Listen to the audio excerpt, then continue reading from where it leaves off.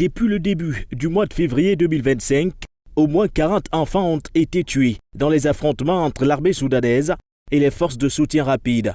La sonnette d'alarme est tirée par le Fonds des Nations Unies pour l'enfance. Dans un communiqué publié sur son site internet, l'organisation invite les principaux belligérants à se conformer au droit international humanitaire et à respecter les droits des enfants soudanais. Les enfants du Soudan payent le prix ultime des combats incessants et nous continuons à appeler toutes les parties au conflit à respecter leurs obligations en vertu du droit international humanitaire et à garantir le respect, la protection et la réalisation des droits de tous les enfants du Soudan, peut-on lire dans le communiqué. Même son de cloche pour la coordinatrice humanitaire des Nations Unies au Soudan, Clémentine Guetta Salami, qui dans un communiqué dénonce l'attaque indiscriminée qui a visé le 1er février dernier un marché à Omdurman ainsi que d'autres zones résidentielles de la ville. Le fait de prendre délibérément pour cible des zones civiles témoigne d'un mépris flagrant pour la vie humaine et les principes les plus fondamentaux du droit de la guerre. Les souffrances des civils soudanais durent depuis trop longtemps. Il est plus que temps de mettre fin à cette guerre et empêcher toute nouvelle dévastation. Aussi,